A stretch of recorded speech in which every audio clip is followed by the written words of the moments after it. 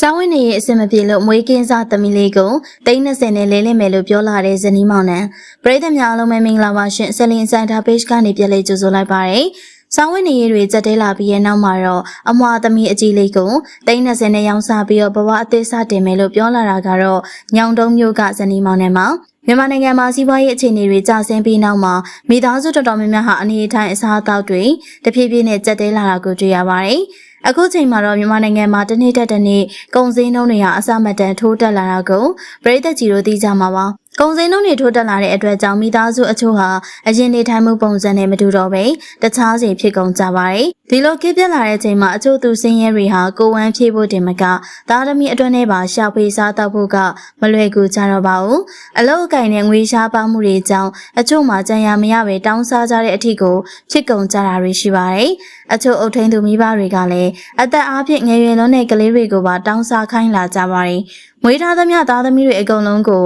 မရတဲ့နည်းနဲ့တောင်းစားခိုင်းလာကြပါတယ်။အချို့ကြပြန်တော့လေကျွေးမွေးဆောင်ရှောက်ဖို့မတတ်နိုင်တော့လို့ကြံရမရဖြစ်ပြီးတော့မွေးကင်းစားကလေးငယ်တွေကိုစွန့်ပစ်ကြပါတော့တယ်။ဒီလိုခေတ်ကာလအခြေအနေမှာကုန်စည်နှုန်းတွေကျဆင်းတာကြောင့်စာဝတ်နေရေးတွေခက်ခဲကြက်တဲနေရင်တောင်မှအချို့တွေကတော့စိတ်အလိုလိုက်ကြတာကြောင့်အမြဲတမ်းလိုကလေးတွဲလောင်းနဲ့ကလေးအမေတွေကလေးမိဘတွေကိုတွေ့မြင်နေရပါတယ်။မကြသေးခင်ကတောင်မှထောက်ကျန်းကကလေးအမေတယောက်ကကလေးတွေကိုတောင်းစားခိုင်းပြီးတော့ရိုက်နှက်နေတဲ့ဗီဒီယိုဖိုင်ပြန့်နှံ့လာပါသေးတယ်။အခုချိန်မှာလည်းညောင်တုံးကဇနီးမောင်နဲ့နှစ်ဦးက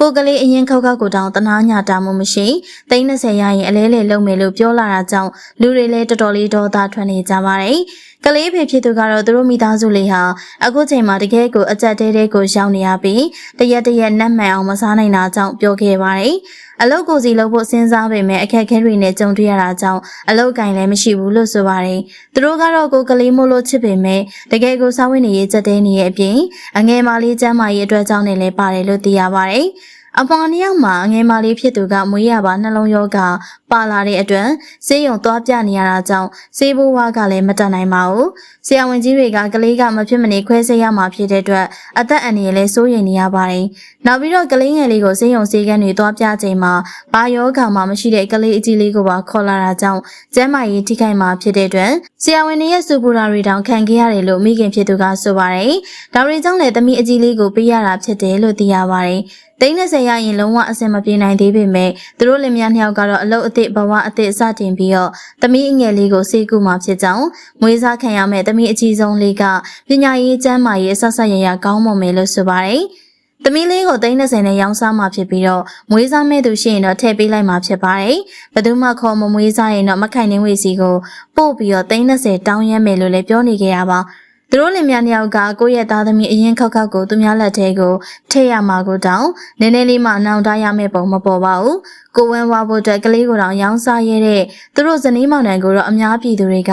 အရေးယူတင်တယ်လို့ပြောနေကြပါတယ်ကိုရဲ့လုံအားနဲ့မစားခြင်းပဲလူစိတ်ကင်းမဲ့စွာနဲ့အပြစ်ကင်းတဲ့ကလေးငယ်ကိုရောင်းစားဖို့လုပ်နေရကတော့တော်တော်လေးကိုမိဘမပီသားတဲ့အပြင်စိတ်ပြက်ဖို့လည်းကောင်းနေရလို့ပြောကြပါတယ်ဒီဗီဒီယိုလေးကိုအဆုံးထိကြည့်ရှုအားပေးခဲ့ကြတဲ့ပရိသတ်တွေအနေနဲ့ကိုယ့်ရဲ့ကလေးကိုတောင်30နဲ့ရောင်းစားဖို့ကြံစီနေတဲ့ဒီလင်မယားနှစ်ယောက်အပေါ်မှာဘယ်လိုထင်မြင်ယူဆလဲဆိုတာပြောသွားခဲ့ပါအောင်ရှင်။နောက်ထပ်လည်းစိတ်ဝင်စားဖို့ရအကြောင်းအရာတွေကိုတင်ဆက်ပေးမှာဖြစ်လို့ကျမတို့ရဲ့ channel လေးကို like and subscribe လုပ်ပေးခဲ့ကြပါဦးနော်။အားလုံးကိုကျေးဇူးတင်ပါတယ်ရှင်။